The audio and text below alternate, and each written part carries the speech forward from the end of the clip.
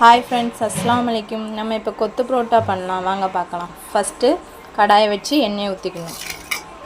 அதுக்கு அப்புறம் ஆனியன் போட்டுக்கணும்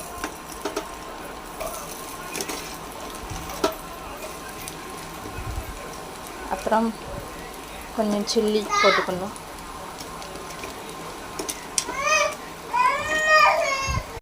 அப்புறம் கொஞ்சமா சால்ட் போட்டுக்கணும் அப்புறம் தக்காளி போட்டுக்கணும் அப்புறமா 2 முட்டை எடுத்து வச்சிருக்கோம் 2 முட்டை ஊத்தணும் அப்புறம் நம்ம பிச்சி ரெடி பண்ணி வச்சிருக்க பரோட்டாவை எடுத்து அதல போடணும் கொஞ்சம் சால்னா ஊத்தணும் பரோட்டாக்குள்ள சால்னா அப்படி இல்லனா வீட்ல என்ன சிக்கன் சால்னா மட்டன் சால்னா இருந்தாலும் ஊத்துனாலும் நல்லா இருக்கும் புல் மல்லியில போட்டு ஃபினிஷ் பண்ணிக்கணும் இந்த வீடியோ உங்களுக்கு பிடிச்சிருந்தா லைக் பண்ணுங்க ஷேர் பண்ணுங்க கமெண்ட் பண்ணுங்க